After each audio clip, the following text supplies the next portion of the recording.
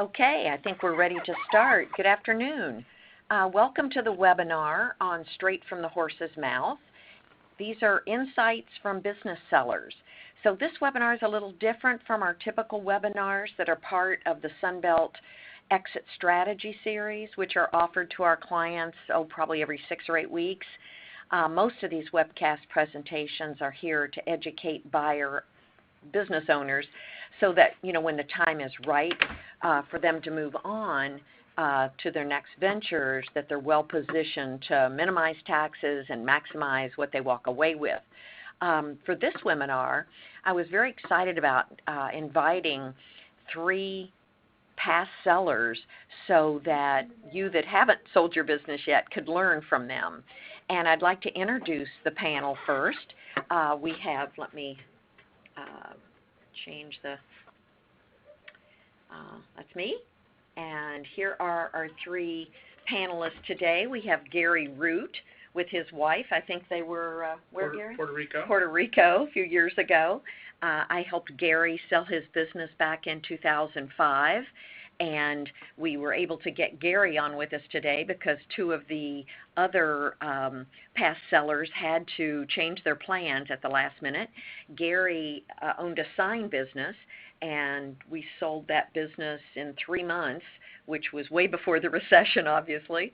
And Gary, I recruited Gary over a year ago to be one of our senior brokers at Sunbelt. So thank you, Gary, for filling in today. You bet. Glad to be here. Our second panelist is Robert Getty, and Robert, one of my favorite sellers that I've worked with. He was probably one of the easiest people to deal with, which is nice. And Robert owned Maid Brigade, and we sold Robert's business for him just 3 weeks ago. And this is your first week out of training. Is that right, Robert? That's right. Good. Well, thank you for being on the panel. And our third presenter is Robin Stockwell, who I also loved working with, and he was the owner of Succulent Gardens. And we closed Robin's business the end of August. And you're still in training your new people, aren't you, Robin? I am. And how long will that go on? A year. Yeah, so he was so valuable that they needed him to stay on a year for the transition. You'd had the business, was it 9 years, Robin?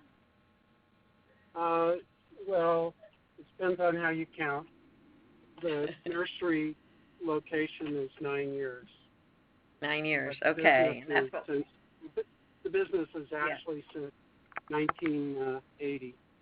Yeah, so you can see why they needed him around for his expertise. Just a little housekeeping I wanted to let everybody know about. We'll end the questions of the sellers at 3:30, and then we'll have about 10 minutes of Q&A, and I will unmute everybody so that you can ask questions.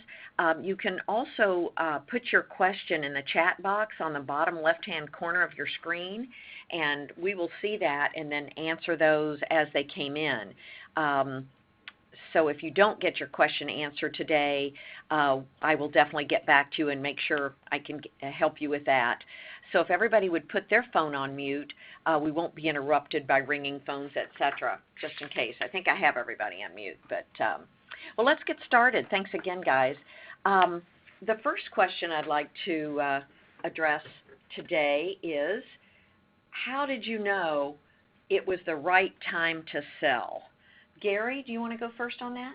Sure. I essentially had planned on selling my business, and probably 2 years before I was going to sell, I just kind of put myself in a position to maximize my income. I had tried to sell the business 10 years before, and it didn't sell, and I got kind of re-excited about the business, and fast forward 10 more years, I was then again ready to sell, and so I kind of knew a lot about that and prepared myself for maximizing my profits and so forth. But how many years had you had the business? Well, I owned it for about 13 years, but it's a family business that I took over from when I was a child, so I'd been there for over 30 years. Gee, okay. Which is a really good reason for selling. For 30 years doing anything, it's time for a change, unless it's marriage. That should last forever. Okay, thank you, Gary. How about you, Robert? What was your motivation for selling? Yeah, for me, it really just came down to time and distance. The office that I owned was in Redwood City, and I actually live in South San Jose, so it was roughly an hour and a half commute one way. And Wow. it just, yeah, over time it just got to be too much, and that's what sort of motivated me to consider looking for something a little closer to home. Okay, so you think you're going to try to find another business to get into? You sound too young. Well, I know you, but you're too young to retire, right? Oh, much too young. Okay. Robin, how about you? How did you know it was just the right time?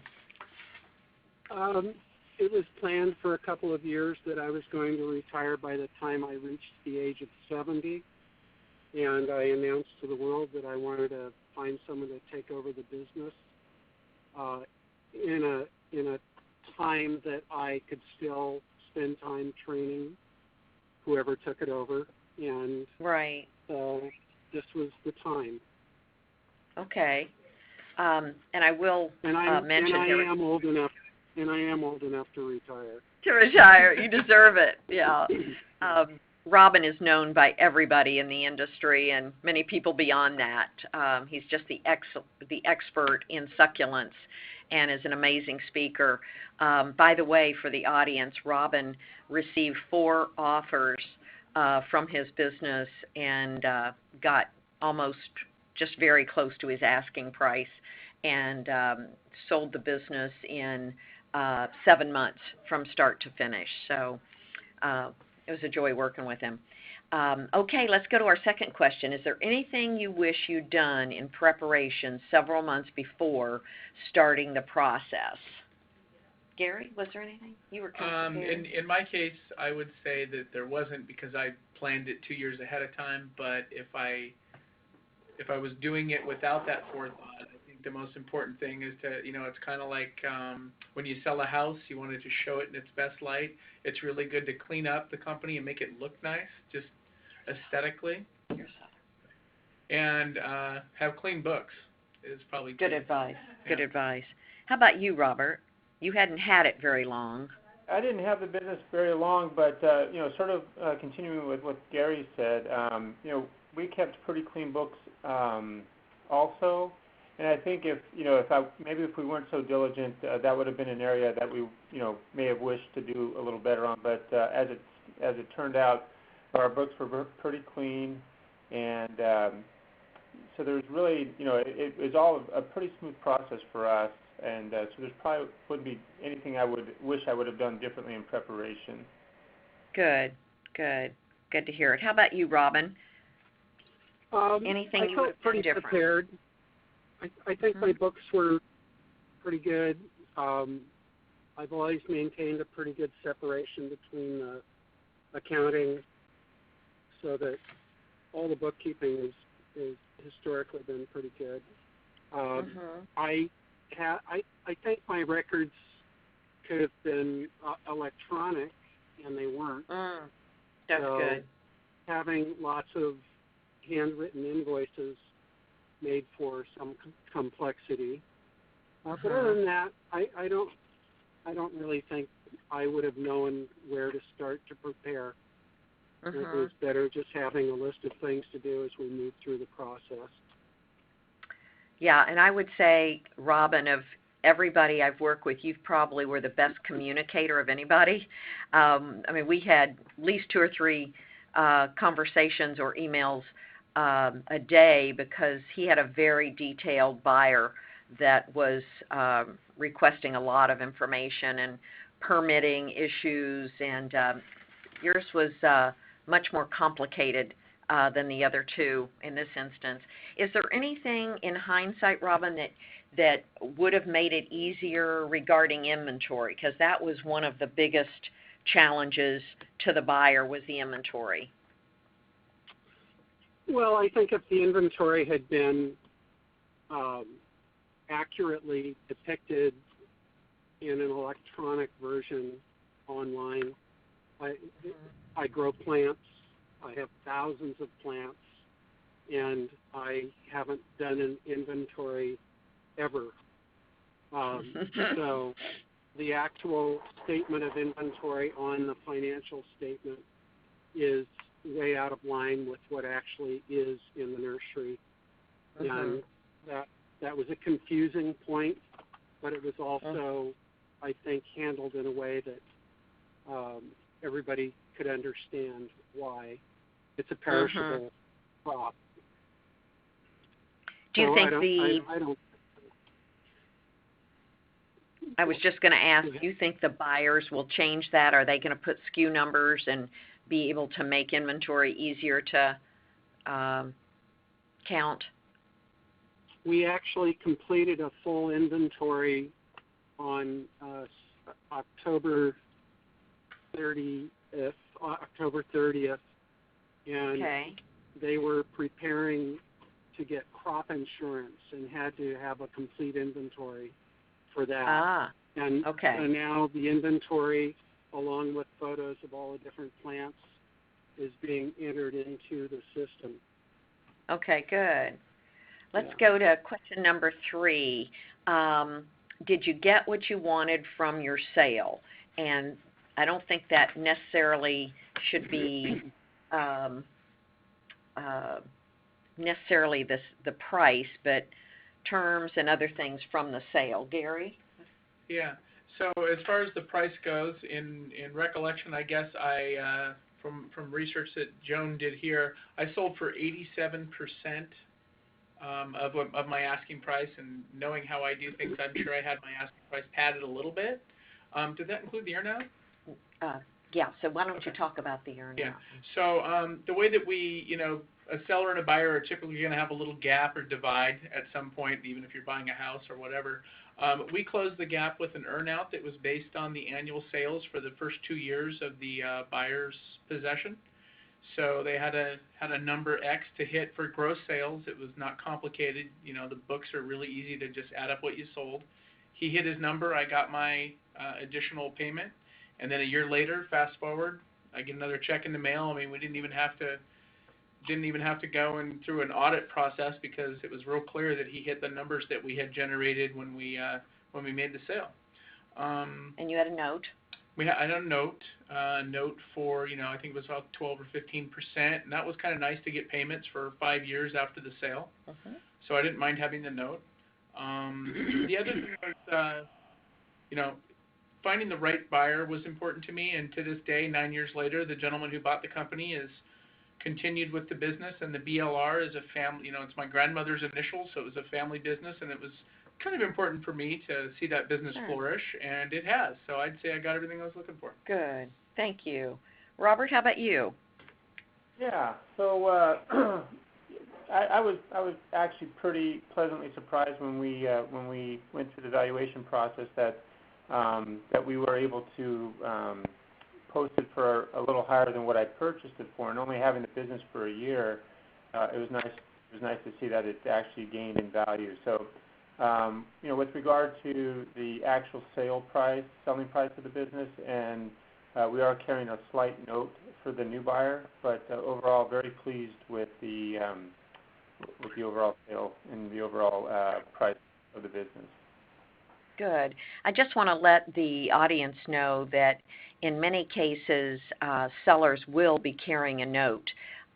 If the buyer is using the SBA, Small Business Administration, to help fund the business, they often will require that 5 or 10% is carried back by the seller at the, typically you ask for about the same rate that the SBA is charging, and that is done typically over 3 to 5 years. It's a small amount, but the buyers like it because they know you're not going to just go off into the sunset and never answer their phone calls. So notes are, I'd say, 90% of the time, sellers will need to carry a note, and Gary did, and Robert did. Robin at Succulent Gardens did not have to, which was nice. So how about you, Robin? Did you get what you wanted from the sale overall? Yes, definitely. For me, one, I had several choices of the buyer. Uh-huh. I got to choose, and I think that I was able to select someone that I felt would carry on the business that I had started, and that was very important to me. I get to continue being active in the industry, albeit in a much more limited fashion. And then I got the asking price was pretty much met, and I cashed out. I didn't have to carry a note. So I would say, all in all, I'm very pleased with the way everything went through. Good. We were too. And they have a very bright, savvy buyer that was went a little differently than typical, where Robin, his buyer was an attorney and his wife was an attorney, and so they did not use the typical California Association of Business Broker offer, asset purchase agreement, and so they presented a pretty lengthy agreement. So Robin, of course, hired an attorney to help him with that and to negotiate with the other attorneys, and that might have been a surprise. I think we're going to get to that, but the cost of what it can cost for more complicated businesses, we'll get to that too, Robin, because I want you to be able to share that. Number 4, when did you notify your key employees? Because I know this is something that all sellers want to know. And so, Gary, do you remember how you did it? Yeah, so mine was 9 years ago, so this is based on recollection, but I believe I had 4 or 5 employees when I sold the company. One employee in particular was my right hand. I used to say everybody should have an Omar. But so Omar actually discussed whether or not he could buy the business with him, and he simply didn't have the financial resources to be able to do it. So he was aware it was going to sell. But other than him, everybody else, we waited until after, the due diligence, and it was time to basically introduce the buyer, reassure them that they still had jobs, and so we essentially waited till the end. Okay, thank you. How about you, Robert? Yeah, it's very similar to Gary there. We went through the due diligence process, and it was probably a day or two before we actually closed on the business where we notified the employees. We had about 23 employees, 3 of which were office staff, and I notified them in advance.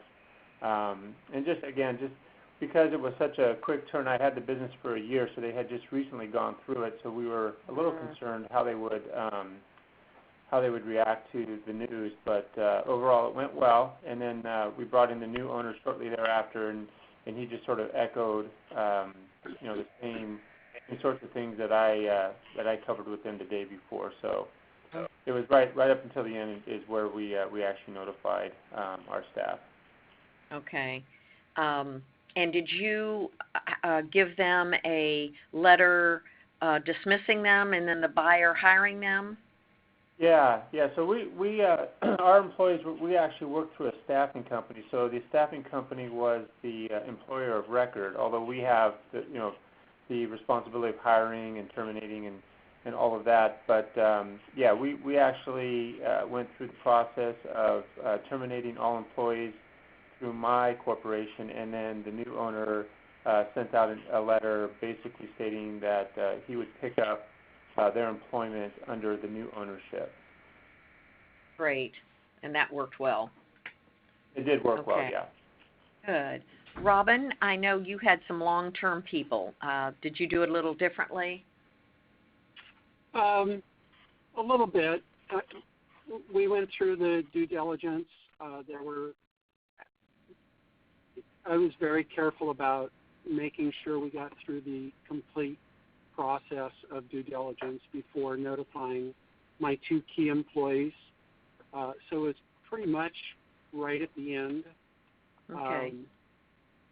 We had set aside a bonus for each of those 2 people, which they will earn after, one was 3 months and the other is 9 months to earn their full bonus, which is money that I set aside for the employees. And then, excuse me? No, go ahead. Oh, yeah, so The two key employees basically sat down with them, notified them. The next day we notified the entire staff. And I believe it was 2 days later that the transition was made where I released all the employees and then they were rehired. And part of the answer to the earlier question about was I happy with the sale of my business, that was another aspect of it, is they did rehire the entire staff, and the entire staff is still working, and everything's going really well. Yep. Good. Was that bonus greatly appreciated? Do you recommend that to sellers for key employees? I don't know that it was important to me because those two employees have just been very dedicated and I felt deserved it regardless of how they carrying felt. on or not. Right. Yeah. So, I don't know that I would recommend it or not recommend it. It Okay. depends on the situation. Yeah. Oftentimes, if there's a, let's say in manufacturing, if there's a general manager that's really been running everything, the buyer is very nervous about losing that person, and that can help ensure them staying on, especially if you pay it a year later. So at least you've got them for a year. Let's see. Is there anything you might have done differently? Gary? Probably the only thing I'd have done differently is doubled my sales and my income so I could have got a bigger price. Other than that, everything went so smooth. I mean, I often talk to people about that, but I sold the business from start to finish in 3 months. I don't think it goes any smoother than that. Well, don't anybody else listening, that's not the norm, so don't expect that. How about you, Robert? Anything you would have done differently? I am. I'm so sorry. Not sure what we pushed. So you were saying you'd been in business over 40 years, and that's where it stopped. Well, I think one thing about being in a small business is you're always learning new things, and I certainly learned a lot from this experience of selling my business. So I don't know that I would have done anything different, but I certainly learned a lot that I would probably do it a little different next time just because I learned so much. Yeah, that's true. Well, I know that your due diligence was pretty hefty. So I always say it's not for the faint of heart because it's some buyers just want to see everything you've ever done, and you have to be ready, and you were. So that's good. So let's see. Robert, are you there? He's going to be muted. Okay. So, Gary, what are the key things to have ready for due diligence that you found that somebody needed? So for me, the key things that I'd already kind of put in place and I think makes it really simple is I ran my business off of QuickBooks for the past 5 or 6 years at least before the sale. And my payroll was done through ADP, which was very clean. So the financials are what most buyers I think, want to make sure that what they've been shown is realistic, and that made due diligence pretty simple because they could click on any invoice or any deposit, and they could tie right back to stuff in the file cabinet, and it was really simple because I had those kind of records. Probably another one is just to make sure all your equipment's working properly, and you don't suddenly end up with, well, this needs to work. So you don't want to have any add backs, I guess you could say. You don't want them to ding you. So make sure all your equipment that's used in the business is working properly, and you got clean books that they can look at. And I think that's probably about it. That's a good point. A lot of us in our business, will run personal things through it, which is very normal. But I would say if you're not, that's going to make it much easier for SBA to fund you for the amount that they normally do. If we're selling one now that the seller just had, almost a third of his bottom line through add backs, and it's going to be tougher for SBA to fund it. He's going to definitely sell it, but it's going to be more difficult. Let's see. I just got a question from someone that says, where are the buyers typically found? Well, I know with Sunbelt, we advertise on 21 web pages, and I'm trying to think of the three, Gary, Robert, and Robin. That's where, well, I don't know. I think just Gary and Robert, your buyer, came from those websites. Robin's came from indirectly from somebody that had seen the business that ended up not buying it but referred it to a friend of his. So that was interesting. So that's one way. We also often do a target list of companies that might want to acquire the business, and that can be a very good way to find buyers. And then, of course, we have a huge database of buyers, so many different ways. And then we do webinars. People, potential buyers hear that, want to work with us. So that's how it's done. Robert, are you back on? I am back with you. Good. Sorry about that. Is there anything that you recommend to the audience, key things to have ready for due diligence that helped you? You know, Robert, yeah, I'm sorry. Go ahead, Joe. I was just going to say that you were a franchisee, so you really have to keep really good records for the franchisor because you pay royalty. That's right. Yeah, and I would say, you know, that helped us out a lot. Again, just being very meticulous about your books, I think really helped us in sort of anticipating, you know, what the buyer might ask for. I mean, in our case, it was a residential cleaning service, so we wanted to make ready all the financials as well as the repair records of the vehicles that we used, and you know, some staffing type things as well. You know, the buyer wanted to know about the staff and how long they were with us and who our key employees were. So just those little details and just sort of anticipating what the buyer is going to ask for. Good.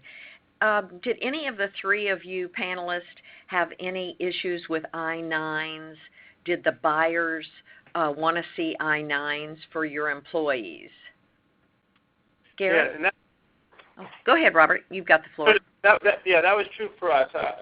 Most of our employees were required to fill out I-9s, and the buyer did inquire about that, and of course we kept pretty good records there in the office. So anything that he needed to see was available there for him to review. Okay, good. How about you, Robin? Anything with I-9s? Any issues? No, we did not have any issues, and I think it's really important to have good payroll records, to have Yes. packets on each employee that has all of the paperwork that's required. We are a nursery, and we do use a lot of Hispanic labor, and and so all of our records are pretty detailed in terms of what's required, and that was looked at pretty carefully by the buyer. I think having I have an accountant who does my quarterly reports, and they have for many years, so there's a lot of good financials available. And then we have a payroll service also, which makes the payroll very clean. Yeah, what that does, just wanted to share it with the audience, is that if when they ask for things, the more quickly you can deliver those, the more confidence they have in the business. And you don't have to say, oh, well, maybe I can get that for you in a few weeks or a month. It just really builds confidence in the buyer. And what I've found is if a buyer is comfortable and trusts you, it'll probably move forward. But if they start, seeing sloppy records, it might not happen. Gary, did you have anything with I-9s? Mine was 9 years ago, so I can't say in particular, except that I used ADP to do my payroll. So I don't know if that's something they would have handled, but you didn't have. I don't think I only had 4 or 5 employees, so Yeah. I just don't recall that being an issue, though. Okay. any surprises that you found? And I know, Robin, you might want to address that. At closing, I know you had a surprise. Yeah, well, Do you know what I'm referring to? Yes, I had attorney's fees that were higher than I had anticipated. I think it came to almost $12,000, and I was thinking more in the 5 to 8 range. But the attorney did his job, and it wasn't a question of whether or not he earned what he was paid. It was more, I just hadn't set my head on that number. Yeah. And I think just for the audience, we always recommend that you get an attorney, and some people do, some people don't. If it's a simple business and a clean contract that's easy to decipher yourself, but Robin's was a whole nother story. He had, I don't know how many pages, 35 pages of an asset purchase agreement that the buyers were attorneys that they put together, and there was a lot of language in there that we're not attorneys, so we're not able to do. So it wasn't an expense, but in all my experience in reading about larger deals, it's typically anywhere from $5,000 to $20,000, and that's for businesses that sell under $15 million. And and then there was another surprise with the Board of Equalization audit. Yeah, so selling my business or the assets of my business triggered a State Board of Equalization audit, and I guess they typically will hold all of the money being paid until they do the audit. In my case, they held $250,000, and I believe they're meeting with my accountant Thanksgiving week. Okay. So the auditor for the state board will go in, and basically I am both wholesale and retail, so they want to look at who wasn't paying sales tax and whether or not all the documents support that they didn't pay sales tax. Okay. And that they're reselling the product. And so we're just waiting on that audit to free up that $250,000 of money. And I know they're done randomly, but in my 18 years doing this, that was the first one I had seen. So yeah, and it's the first time I have ever been audited, knock on wood. Oh my God. So yeah, it was a bit of a surprise, and yeah, it was, but it'll be cleared up, and you'll get paid. So I think, Robert, was there any surprise for you? No, I'm happy to say that it was really just a really smooth process for me. We had a motivated buyer, and we prepared books in advance. So yeah, no real surprises to speak of. And Gary? Probably my only surprise was how quickly I was replaced. How quickly he was replaced. Okay, I'm going to unmute it, and if anybody has a question, the conference has been unmuted. We can take those now. Does anybody have a question of any of the three panelists? You all did a good job. No questions. Going once. Twice. Okay. Thank you guys very much for joining us today. And I hope it was helpful to the audience. I know I've already gotten some comments that it was from a few of them. So thank you so much, Gary, Robert, and Robin. And I wish you all the best in your retirement. Wonderful. Thank you, Joan. Okay. Thank you. Thank you, Joan. Okay. Bye-bye. Bye-bye. Bye-bye.